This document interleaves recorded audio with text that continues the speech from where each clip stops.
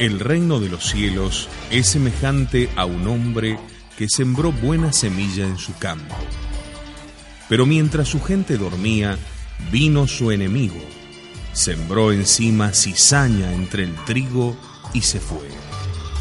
Los siervos del amo se acercaron a decirle: Señor, ¿no sembraste semilla buena en tu campo? ¿Cómo es que tienes cizaña? Él les contestó: algún enemigo ha hecho esto. Dejad que ambos crezcan juntos hasta la siega, y entonces diré a los segadores: recoged primero la cizaña y atadla en gavillas para quemarla, y el trigo recogedlo en mi granero.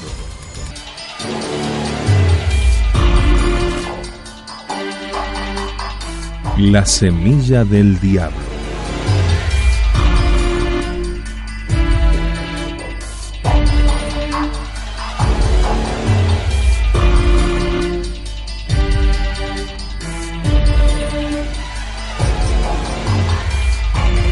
Ya en los primeros decenios de su existencia, la Iglesia debió abocarse a la resolución de un problema nada fácil de superar. Fue la de su vínculo con el viejo judaísmo. ¿Sería la Iglesia una colateral del judaísmo, su continuación o su superación? Cuando Cristo ascendió a los cielos, la Iglesia contaba con unos 500 fieles en Galilea y unos 120 en Jerusalén. 10 días después de la ascensión del Señor, se celebraba en Jerusalén la fiesta de Pentecostés. Ha de saberse que 3 eran las fiestas principales de los judíos: Pascua, Pentecostés y Tabernáculos. En esos 3 días se congregaban grandes multitudes de judíos, no solo del territorio contiguo a Jerusalén, sino también de la diáspora, es decir, de diversos puntos del mundo donde existían colectividades judías. ¿Por qué eran tantos los judíos que vivían en la dispersión? En un principio todos habitaban dentro del territorio de Palestina, en la idea de que habían sido escogidos y en cierta manera separados por Dios del resto de los pueblos. Sin embargo, con ocasión del cautiverio de Nínive, el año 722 antes de nuestro Redentor, y de Babilonia, los años 596 y 587 a.C., obligadamente entraron en contacto con otras naciones. Así, aún después de obtenida la libertad, muchos se quedaron en tierras extranjeras, formando nutridas colonias judías. Lo mismo sucedió con los judíos que Alejandro atrajo a Alejandría, su nueva capital. El hecho es que cuando nuestro Señor apareció entre nosotros, numerosos judíos moraban en todas las provincias del imperio. Flavio Josefo decía que sería difícil hallar una sola ciudad en donde no hubiera judíos. Estos judíos de la diáspora esparcidos por los pueblos no se mezclaban con los del lugar, si bien usaban sus lenguas respectivas. La relación de esos judíos con Palestina se mantenía en pie.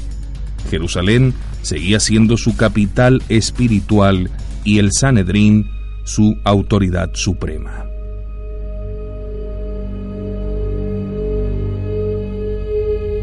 Diez días después de la ascensión del Señor a los cielos, en el día de Pentecostés, estaban los apóstoles junto con la Santísima Virgen reunidos en el cenáculo, donde Cristo había celebrado la última cena.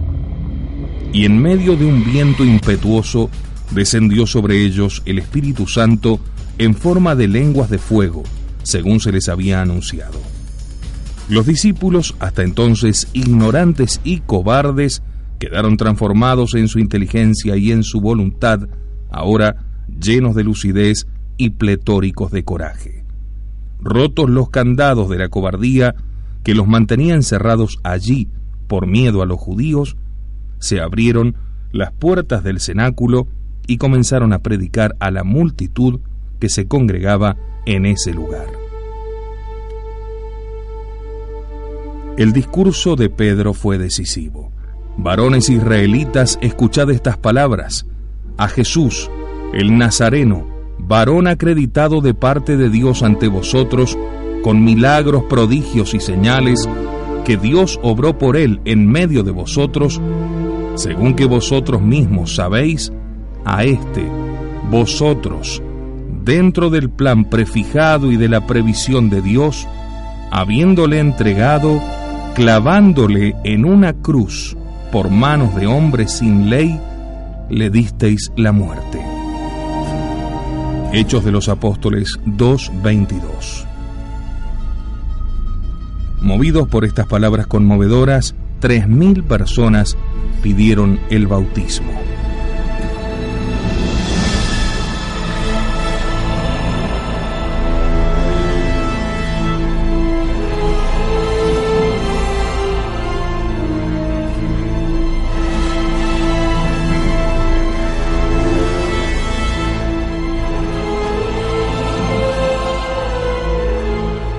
Como en buena parte eran judíos de la diáspora, cada grupo hablaba el idioma de sus lugares de proveniencia.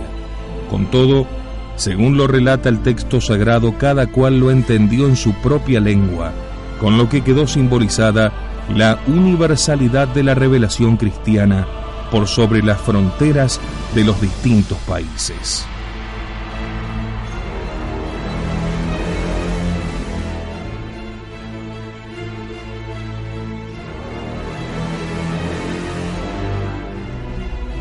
Justamente este sería el gran escollo que debió superar la iglesia primitiva, porque después de nuevas predicaciones y de nuevos milagros, entre los cuales resultó especialmente impactante la curación del paralítico de nacimiento, justamente a las puertas del templo, el número de fieles subió muy pronto a 5.000, entre los que se iban convirtiendo la mayor parte eran de raza judía.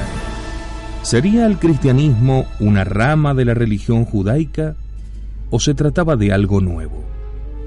En otras palabras, ¿cómo llegó el cristianismo a independizarse de sus raíces locales y a convertirse en una religión universal?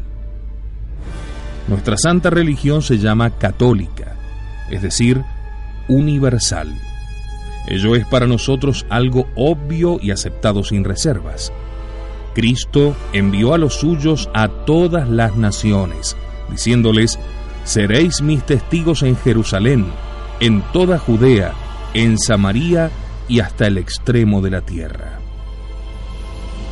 Sin embargo, dicho universalismo no fue entendido de entrada por todos. Tal desinteligencia constituyó el primer gran escollo con que se topó la Iglesia en los albores de su existencia. ¿Cuál era la actitud que se debía tomar frente a la ley antigua, frente a Israel? No olvidemos que los cristianos, al igual que los judíos, estaban convencidos de que Israel era el pueblo de Dios. Judíos de nacimiento como los 12 apóstoles y los 72 discípulos, fieles a la ley de Moisés, solo podían entender el cristianismo como un complemento del judaísmo.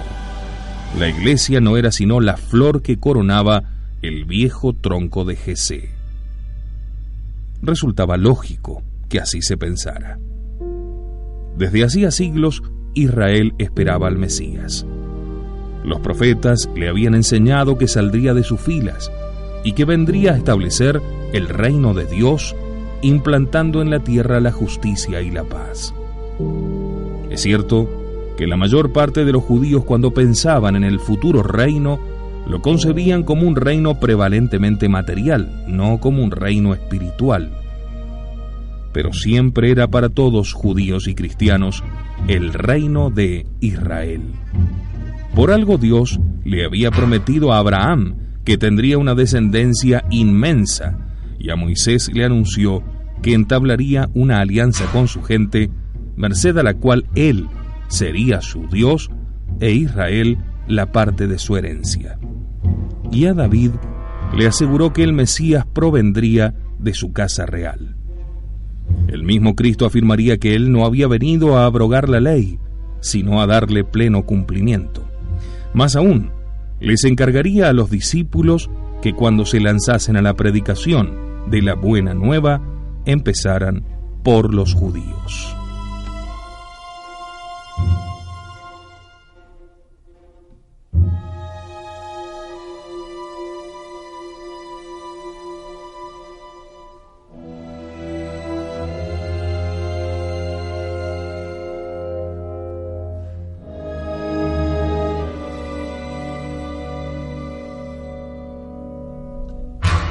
Entre los judíos había dos corrientes espirituales respecto de los extranjeros o de los gentiles, como gustaban llamarlos, a los integrantes de las diversas naciones.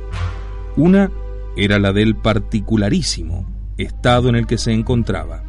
Un escritor judío del siglo II, el autor de la Carta de Aristeo, decía: el legislador nos encerró en los férreos muros de la ley, para que puros de alma y de cuerpo no nos mezclásemos para nada con nación alguna. Tal era la posición común entre los judíos de Jerusalén y de Palestina, que vivían aferrados al templo y a su entorno cultual. Pero había también otra corriente, más universalista, en base a lo que Dios le había prometido a Abraham: en ti serán benditas todas las familias de la tierra. Ellos hacían suyas las palabras de Tobías: confesadle, hijo de Israel, ante las naciones, porque Él os dispersó entre ellas. Pregonad que Él es nuestro Dios y Señor, nuestro Padre por todos los siglos. El lugar privilegiado de esta tendencia era Alejandría, donde vivía una nutrida colonia judía en estrecho contacto con el mundo helénico. Según una legendaria tradición, el faraón Ptolomeo II había hecho traducir al griego los libros sagrados de Israel por una comisión de 70 sabios. Era la llamada versión de los 70, que se difundiría por doquier. Allí floreció también el gran pensador Filón, contemporáneo de Cristo, que sin perder la fidelidad a su pueblo, no ocultaba su admiración por Platón, tratando conscientemente de utilizar la cultura griega para ponerla al servicio de la fe judía. Los seguidores de esta segunda corriente se esforzaban por conquistar a la fe revelada a los hijos de otros pueblos, en un sincero proselitismo. De ello da testimonio el mismo Evangelio según se colige por aquel reproche de Jesús: ¡ay de vosotros, escribas y fariseos hipócritas, que recorréis mar y tierra para hacer un solo prosélito, y luego de hecho lo hacéis hijo de la gehenna, 2 veces más que vosotros! Más allá del aspecto recriminatorio, se advierte cómo los judíos trataban de propagar su fe.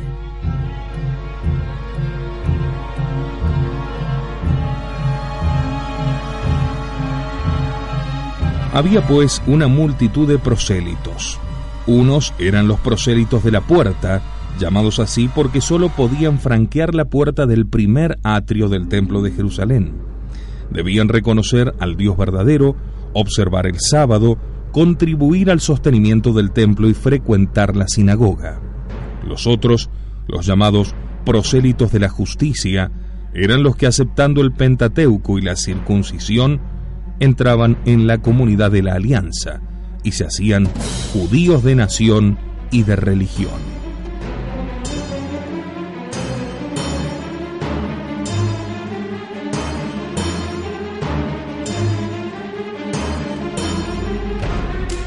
Los primeros, los de la puerta, por no haber accedido a la plenitud, estaban excluidos de la participación del culto judío, no pudiendo entrar en el templo.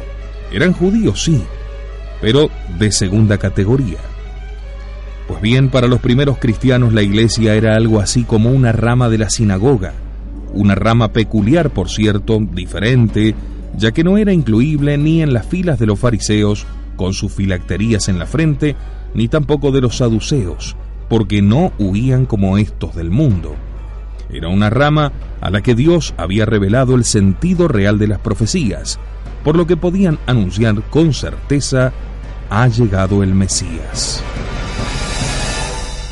A la sinagoga no se podía entrar sin ser miembro por nacimiento o por adopción del pueblo de Israel. Hoy quizás se nos hace difícil de entender esta manera de pensar, tener que renunciar casi a la propia nacionalidad para hacerse miembro de ese pequeño pueblo universalmente despreciado, objeto de odio para todo el género humano, como decía Tácito y luego el mismo San Pablo. renunciar a ser griego o romano para hacerse judío. Con todo, así lo han de haber entendido inicialmente aquellos cristianos. Ni hubieran podido entenderlo de otra manera si no recibían una nueva luz sobre dicho problema. Tal sería la primera gran encrucijada en la historia de la Iglesia. ¿Sería el cristianismo asimilado a Israel una religión nacional o sería católico, o sea, universal? Esta perplejidad se manifestaba asimismo en la liturgia de los primeros cristianos. Había entre ellos un culto privado que se realizaba en casas particulares y consistía en la predicación de los apóstoles y la celebración de la Eucaristía. Pero también asistían al culto público, que celebraban en el templo junto con los demás judíos, como puede verse en Hechos 2, 42-46. Por eso, como también lo había hecho Jesús, acudieron a las sinagogas donde les era posible hacer oír la buena nueva al interpretar la ley y los profetas. Lo único que los distinguía de los allí presentes era la fe en el Mesías ya venido. El vínculo entre la iglesia y la sinagoga solo se rompería por una señal del cielo y en razón de una imposibilidad absoluta cuando la autoridad de la sinagoga, hasta entonces respetada, rechazase de manera formal la buena nueva, consumando teológicamente su hostilidad.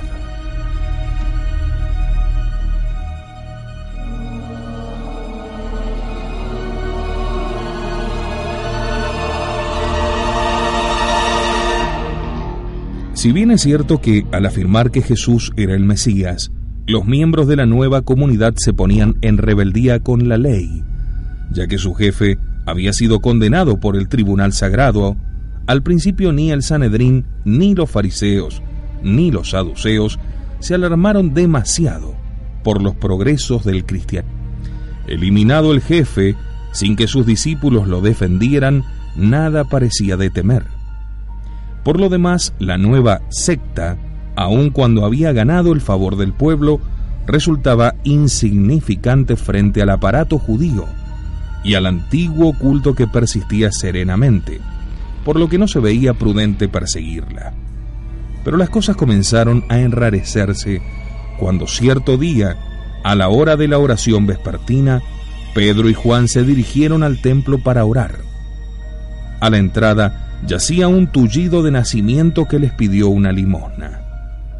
Pedro le dijo que no tenía dinero, pero que le daba lo que estaba a su alcance, el poder de curarlo. Y así fue. Todos los presentes quedaron estupefactos y se arremolinaron en torno a los dos apóstoles. Entonces Pedro habló al pueblo, enrostrándoles el haber entregado a Jesús cuando Pilato deseaba liberarlo. Vosotros negasteis al santo y al justo, y pedisteis que se os hiciera gracia de un homicida. Disteis muerte al príncipe de la vida, a quien Dios resucitó de entre los muertos. Arrepentíos, pues, y convertíos, para que sean borrados vuestros pecados.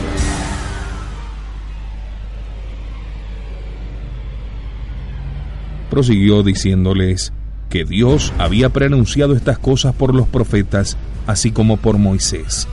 Ellos eran los hijos de los profetas y de la alianza que Dios estableció con sus padres. Resucitando Dios a su Hijo, os lo envió a vosotros, primero para que os bendijese al convertirse cada uno de sus maldades. Fue demasiado para los jefes de la sinagoga. Mientras Pedro hablaba, las autoridades lo mandaron prender juntamente con Juan, ordenando que fuesen conducidos al día siguiente a la presencia del consejo. Así se hizo. Pero al comparecer ante el tribunal, Pedro no se amilanó, confesando tajantemente que no había salvación sino en Jesucristo, piedra angular rechazada por la sinagoga. Comenzó entonces a desencadenarse la persecución. La iglesia tuvo su primer mártir en el diácono Esteban. Era este un alma de fuego, al tiempo que una persona de gran cultura, quizás de origen alejandrino, que conocía muy bien las tradiciones del pueblo elegido, pero tenía asimismo plena conciencia de la novedad del Evangelio, convencido como estaba de que no había que echar vino nuevo en odres viejos. Por eso los judíos que discutían con él sin lograr convencerlo, lo consideraban un enemigo peligroso. Llevado ante el Sanedrín, presentaron testigos falsos que decían: este hombre no cesa de hablar contra el lugar santo y contra la ley, y nosotros le hemos oído decir que ese Jesús de Nazaret destruirá este lugar y mudará las costumbres que nos dio Moisés. El sumo sacerdote le preguntó si era cierto lo que de él se decía. Esteban tomó la palabra y pronunció un enérgico discurso que merece ser leído en su integridad. Está en Hechos de los Apóstoles, capítulo 7. Tras recordar los grandes jalones de la historia de la salvación, la elección de Abraham, el pacto de la circuncisión, la venta de José por parte de sus hermanos y su ulterior elección como gobernador de Egipto, donde acabó trasladándose el pueblo, la figura de Moisés, la salida de aquel lugar, la entrega de la ley en el Sinaí, la peregrinación por el desierto con el Arca de la Alianza, la entrada de Josué en la tierra prometida, el gobierno de David y Salomón, autor este último del templo de Jerusalén, terminó diciendo: duros e incircuncisos de corazón y de oídos. Vosotros siempre habéis resistido al Espíritu Santo, como vuestros padres también vosotros. ¿Qué profeta hubo a quien no persiguieron vuestros padres? Dieron muerte a los que de antemano anunciaron el advenimiento del justo, a quien vosotros habéis ahora traicionado y asesinado.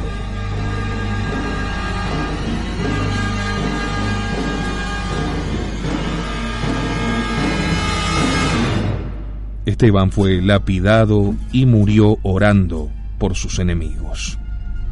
Este hecho fue el detonante. Los fariseos y saduceos se reunieron en Jerusalén, decididos ya ahora sí a extirpar la nueva doctrina. El mismo día de la lapidación de Esteban comenzó una gran persecución contra la iglesia de Jerusalén. Muchos fieles se dispersaron por Judea y Samaria y hasta por Fenicia, Chipre y Siria.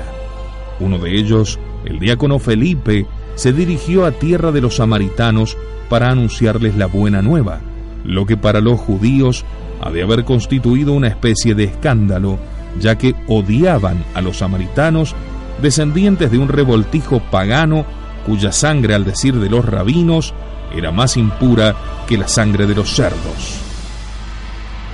La multitud recibió con benevolencia las palabras de Felipe. No en vano, nuestro Señor había dicho a la samaritana al pie del monte Garizim: se acerca la hora en que no será sobre esa montaña, ni en Jerusalén, donde se adorará al Padre, sino en espíritu y en verdad. El bautismo de los samaritanos cumplía dicha profecía, al tiempo que implicaba un primer paso en la superación del particularismo judío.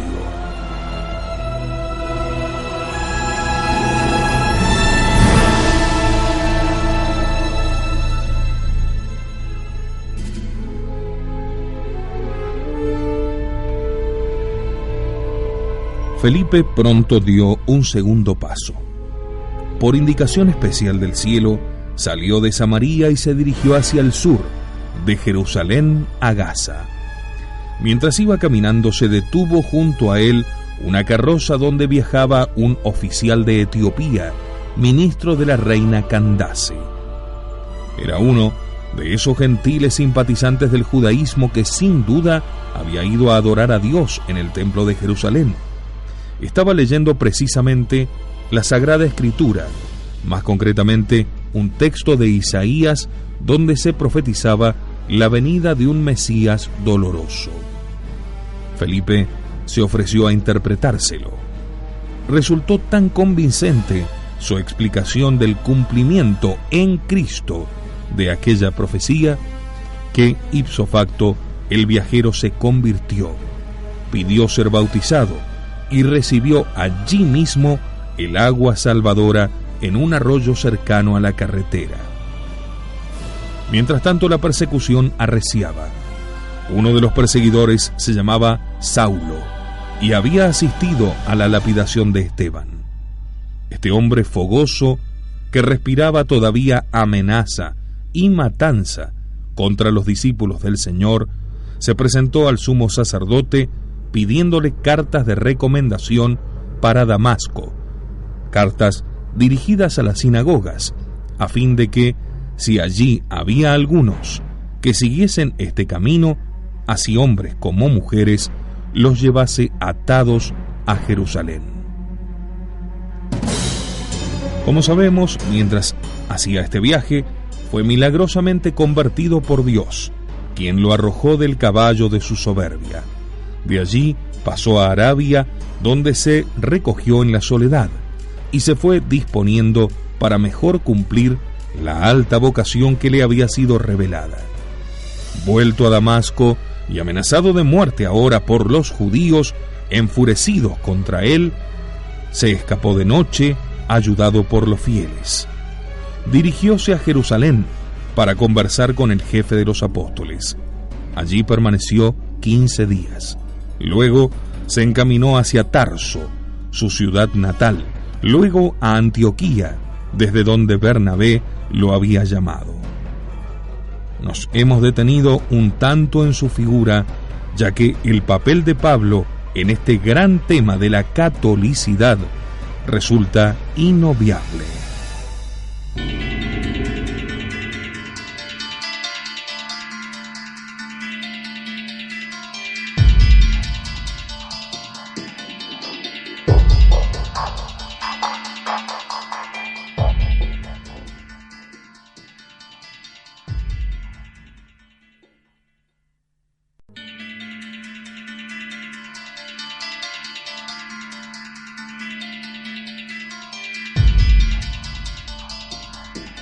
Un hombre sembró buena semilla en su campo, pero mientras su gente dormía, vino su enemigo, sembró encima cizaña entre el trigo y se fue. Los siervos del amo se acercaron a decirle: Señor, ¿no sembraste semilla buena en tu campo? ¿Cómo es que tiene cizaña?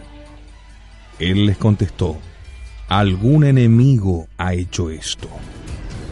Dejad que ambos crezcan juntos hasta la siega, y entonces diré a los segadores: recoged primero la cizaña, y atadla en gavillas para quemarla, y el trigo recogedlo en mi granero.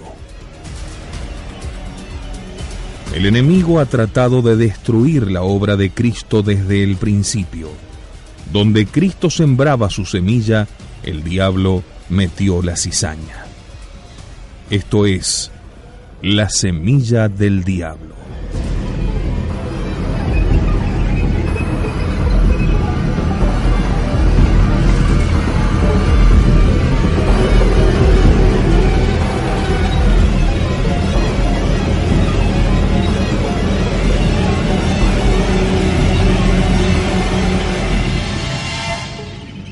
Había en la ciudad de Cesarea, en la Palestina, un centurión del ejército romano llamado Cornelio. Era un hombre justo y temeroso de Dios, uno de aquellos prosélitos de la puerta. Cierto día se le apareció un ángel, quien le dijo que sus oraciones y limosnas eran agradables al Señor, y que debía hacer venir a un tal Simón Pedro, que vivía en Jope, en la casa de un curtidor llamado también Simón. Cornelio obedeció y envió 3 hombres de su corte para ir en busca del apóstol. Al día siguiente, mientras ellos hacían su camino y cuando se aproximaban ya a la ciudad, subió Pedro a la azotea hacia la hora sexta para orar. le entró apetito y pidió de comer. Mientras le preparaban la comida, le sobrevino un éxtasis. Vio el cielo abierto y que bajaba hacia la tierra algo así como un gran lienzo atado por las 4 puntas. Dentro de él había toda clase de animales cuadrúpedos, reptiles de la tierra y aves del cielo. Al mismo tiempo oyó una voz que le decía: Pedro, levántate, mata y come. Pedro dijo: no haré tal cosa, Señor, pues jamás he comido nada profano e impuro. La voz le dijo de nuevo: lo que Dios purificó, no lo llames impuro. Esto se repitió 3 veces, y enseguida la cosa aquella fue elevada hacia el cielo. Mientras Pedro se afanaba por entender la visión que había tenido, los hombres que habían sido enviados por Cornelio, tras haber andado preguntando por la casa de Simón, se presentaron en la puerta. Y habiendo llamado a voces, preguntaban si se alojaba allí Simón, por sobrenombre Pedro. Como Pedro estaba todavía embebido en el pensamiento de la visión, el Espíritu Santo le dijo: allí hay 3 hombres que te buscan. Levántate, desciende y vete con ellos sin vacilar, pues yo los he enviado.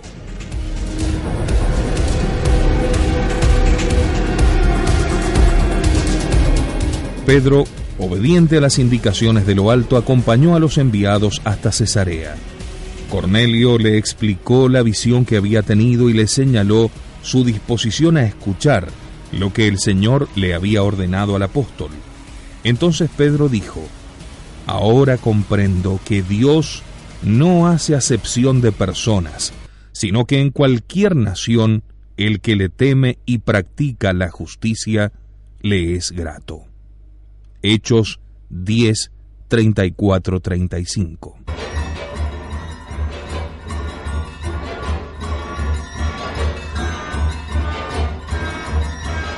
Entonces ordenó que Cornelio y los suyos fueran bautizados. Los fieles de la circuncisión quedaron altamente extrañados al ver que en la iglesia entraba un gentil que no había pasado por la sinagoga. Aquella visión de Pedro resulta decisiva para la solución del punzante problema. Bajo una expresiva forma simbólica, deja en claro que la ley antigua, concretada aquí en las disposiciones veterotestamentarias que se incluyen en el libro del Levítico, no es ya obligatoria para los cristianos, y que en consecuencia se puede ser cristiano sin ser judío. La iglesia no será un grupo dentro de la nación israelita, sino una comunidad universal, donde se encontrarán fraternalmente, sin distinción, tanto judíos como gentiles. La misión de Israel como pueblo de Dios ha terminado, ya que ha sido relevado por la iglesia, verdadero Israel espiritual, compuesta por todos los fieles, sean judíos o gentiles. Puede comprenderse la conmoción que han de haber experimentado los cristianos de Jerusalén ante la noticia de aquel bautismo. Pedro fue interpelado y debió explicar que lo que había hecho era por orden expresa del Señor. Sus contradictores callaron. Los fieles, tranquilizados, se decían entre sí: también a los gentiles otorgó Dios la penitencia para alcanzar la vida.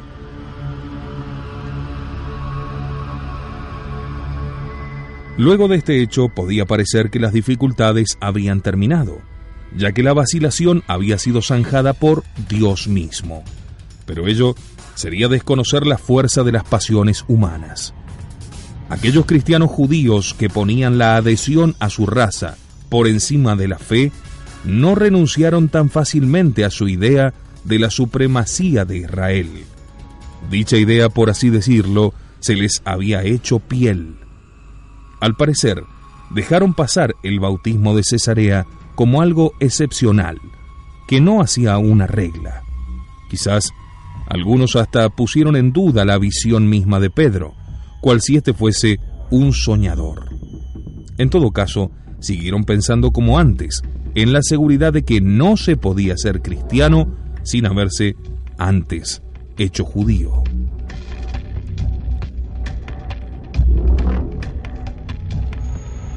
Así estaban las cosas cuando llegó a Jerusalén una noticia mucho más grave que la del bautismo de una familia de gentiles. Se decía que en Antioquía, capital de Siria, que era por aquel entonces una de las ciudades más importantes de Oriente, se predicaba el evangelio a los gentiles y solo se les exigía el bautismo para entrar en la comunidad cristiana. Transformando en regla la excepción de Cesarea, los nuevos convertidos no pasaban por el ritual judío ni se les enseñaba la distinción entre alimentos puros e impuros. El año 48 había vuelto Pablo a Antioquía, juntamente con Bernabé. Una vez que llegaron, reunieron la iglesia y refirieron cuánto Dios había hecho con ellos y cómo habían abierto a los gentiles la puerta de la fe. Los gentiles de Asia, recientemente convertidos, no habían sido obligados al cumplimiento de las observancias judías, en particular a la circuncisión. Tal era concretamente el caso de Tito, a quien Pablo trajo consigo. Entonces llegaron algunos de Jerusalén y comenzaron a decir que sin la circuncisión, conforme al uso de Moisés, nadie se podía salvar. El hecho de que los cristianos, que todavía eran considerados como parte de la comunidad judía, admitiesen en la iglesia a personas aún no circuncidadas, parecía ser una traición. Pablo y Bernabé se opusieron a esta pretensión, con lo que se produjo un grave altercado. Mientras tanto, los nuevos fieles de la iglesia, para independizarse aún más, destacando a la vez que entendían inaugurar una nueva tradición, comenzaron a emplear un nombre que no había estado jamás en uso hasta entonces. Empezaron a llamarse cristianos. Esto sucedía precisamente en Antioquía.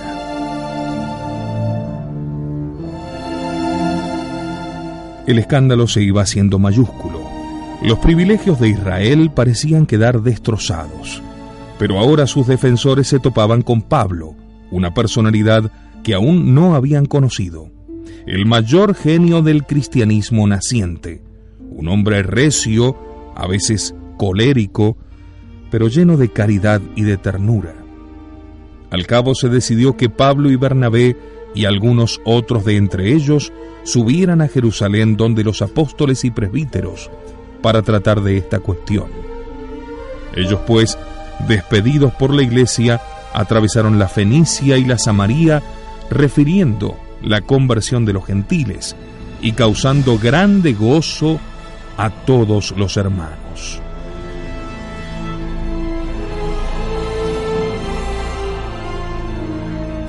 Entonces tuvo lugar una trascendental asamblea de los apóstoles y discípulos, que los historiadores han denominado Concilio de Jerusalén. Se planteó la cuestión que parecía de vida o muerte.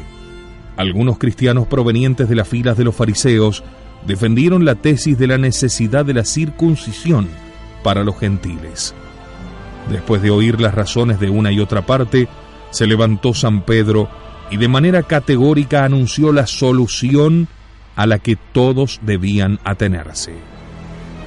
No era otra que la que había sostenido San Pablo, y la que él mismo había resuelto a raíz de su visión de Jope. Hermanos, vosotros sabéis que desde hace mucho Dios me escogió en medio de vosotros, para que por mi boca oyesen los gentiles la palabra del Evangelio y creyesen. Y Dios, conocedor de los corazones, ninguna diferencia hizo entre ellos y nosotros, pues purificó sus corazones con la fe. Por tanto, no hay que imponer una obligación que Dios no impone. Únicamente la gracia de Cristo trae la salvación a los hombres. Ante tan contundentes palabras, del que sabían cabeza visible de la iglesia, la discusión terminó. A continuación, Pablo y Bernabé relataron una vez más las estupendas maravillas obradas por Dios entre los gentiles. No fue menos decisivo ver a Santiago, obispo de Jerusalén, el más ortodoxo y piadoso de los judíos, hablar en el mismo sentido de Pedro y aportar la autoridad de su prestigio a aquella innovación. Como consecuencia de este debate, el primer concilio abrió de par en par las puertas de la iglesia a los gentiles, con esta perentoria declaración: ha parecido justo al Espíritu Santo y a nosotros el no imponer a los fieles otra carga que la necesaria. Pablo y Bernabé recibieron el encargo de transmitir la decisión a Antioquía. Esta trascendente resolución señala la ruptura de la iglesia con la comunidad judía, ruptura que se iría acentuando en los años siguientes. El Concilio de Jerusalén había salvado al cristianismo de la gran primer tormenta de su historia. Decidiendo que la iglesia sería católica, quedó demolida la pretensión chauvinista del grupo judaizante de la iglesia primitiva. Ya no sería lícito pensar en un Israel carnal que a través del Mesías dominase la tierra. Lo que habían anunciado los profetas era una iglesia espiritual, la iglesia católica, formada por judíos y gentiles. Los extranjeros ocuparían en el banquete de bodas del hijo del rey el lugar de los miembros de familia que se negaron a acudir. Dios haría de las piedras hijos de Abraham.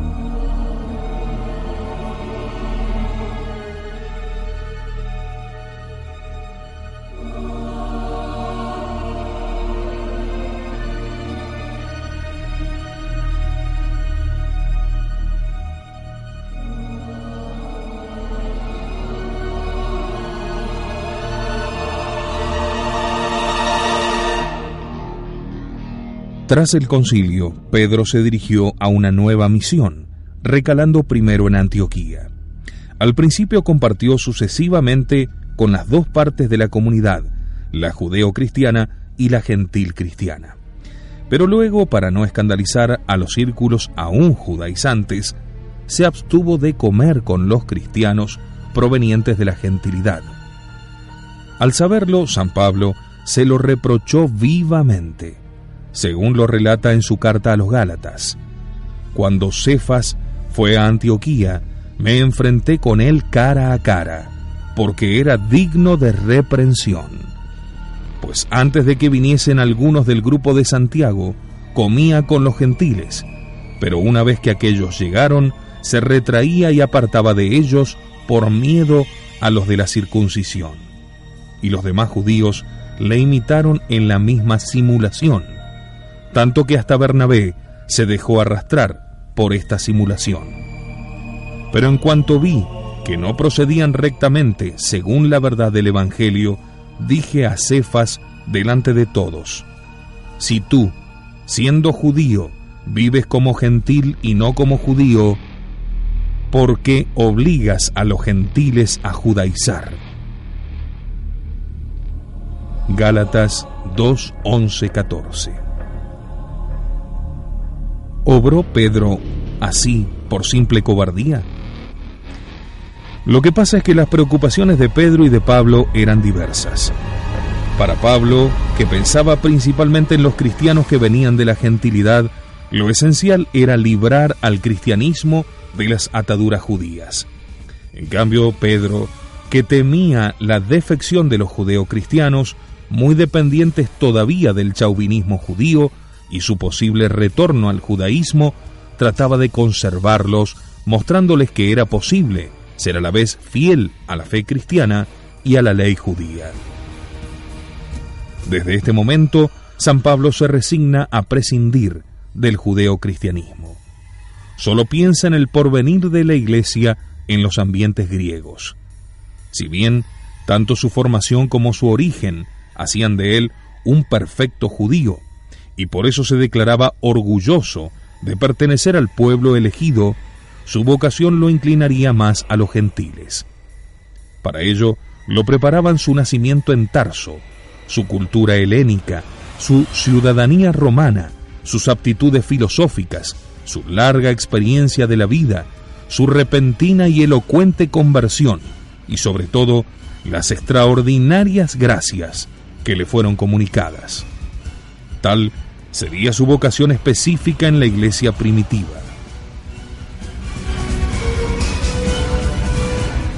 Dirá en la carta a los Gálatas: me ha sido confiado el evangelio de la incircuncisión, como a Pedro el de la circuncisión, pues el que infundió fuerza a Pedro para el apostolado de la circuncisión, me la infundió también a mí para el de los gentiles.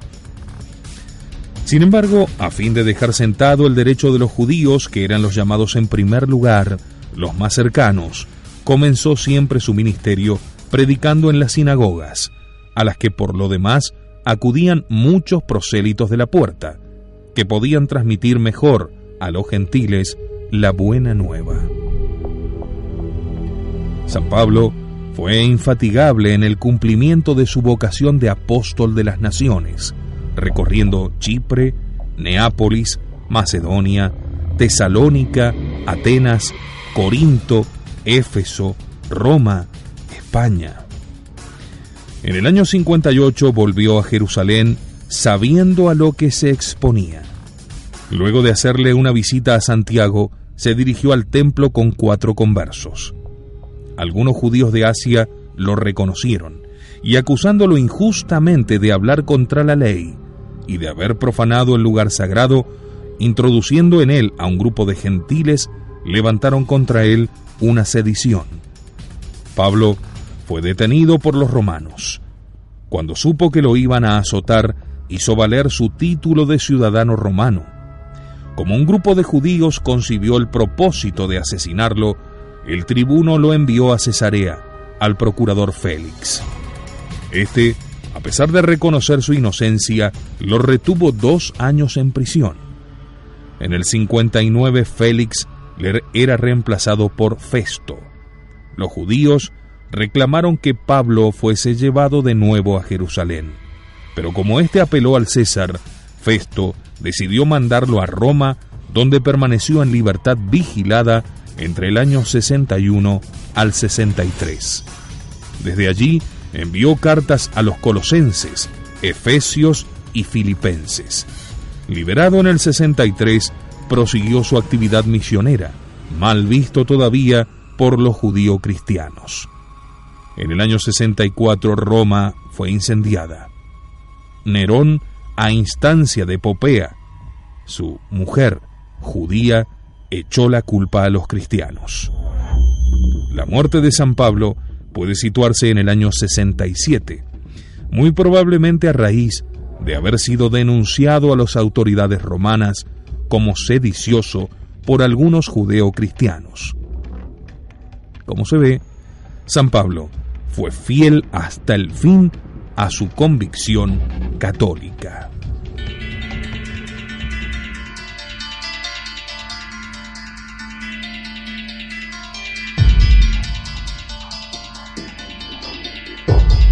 En el próximo encuentro de La Semilla del Diablo hablaremos de el martirio de Santiago y la destrucción de Jerusalén.